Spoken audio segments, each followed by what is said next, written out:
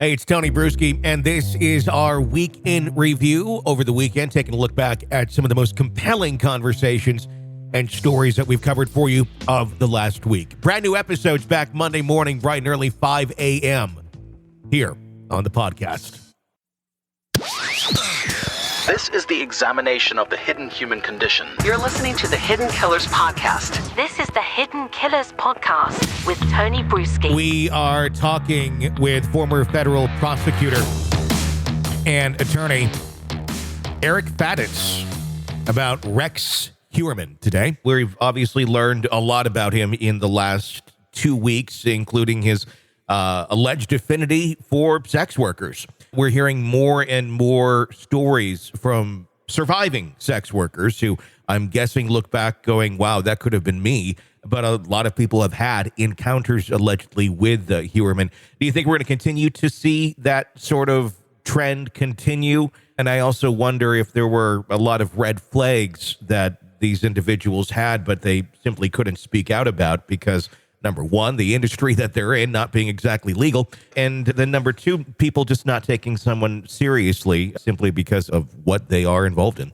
Yeah, as you said, we've learned a lot about this, and at least according to the allegations, and things are still developing, it appears that this is Rex Heuerman's modus operandi. Yep. He targets the most vulnerable folks that he can, in this case, alleged sex workers, in large part because there is a culture of silence around that scene. Like you said, it's illegal in most states, and these folks don't often go to the police and say, hey, I was about to engage in sex work when an individual got violent with me. Historically, these folks are subject to violence, degradation, and homicide, and as well as sexual assault and everything else. And it seems fitting that Rex Heuerman allegedly selected these people as his victims because he thought it would be less likely that he would be caught. When you really look at it, and it's something that I think a lot of us don't look at very closely, this is an area that it really is a playground for abusers and horrible people taking advantage of these women. It's not always just somebody that's paying someone for sex and then they go on their way and that's the end of the day. It really seems to be an outlet for this type of character. It really makes me wonder if there were more things in place or more protections in place, or even, I don't even know if I want to say it being legal or not, but in theory, if it were, would this sort of individual be allowed to flourish as long as he did?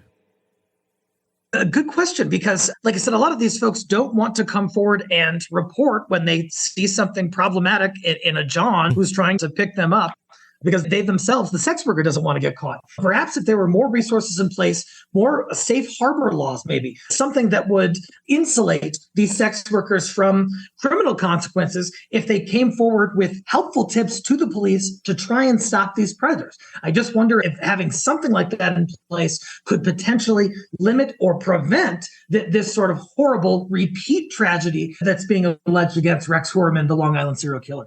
What can be done? Like, speaking from your own expertise, is there any sort of protections? Let's say a sex worker came up to you and said, look, this was really weird, this encounter that I had. I think someone should know about it, or I want to press charges because I was abused or violated in some way, shape, or form.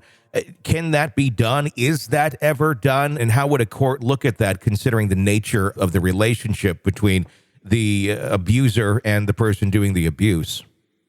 Yeah, I wonder if it's almost the sex worker industry analogous to the drug scene. Like here in Colorado, for example, people, when they're using drugs, they often don't want to call the cops if something is going wrong because they don't want to get in trouble. But here we have a law that essentially says if someone is overdosing through the use of drugs, even if you're there doing it with them, you can call police to try and help them, and you're not going to get charged with a crime. I'm just wondering if having some kind of protection in place for the sex worker industry under similar circumstances when they believe that a crime has happened or is likely to happen. I wonder if having that in place would encourage more of these folks to speak out, more of these red flags to become apparent to law enforcement, and investigations to begin sooner before these tragedies keep recurring. This is an examination of the hidden human condition. This is the Hidden Killers Podcast with Tony Brueski.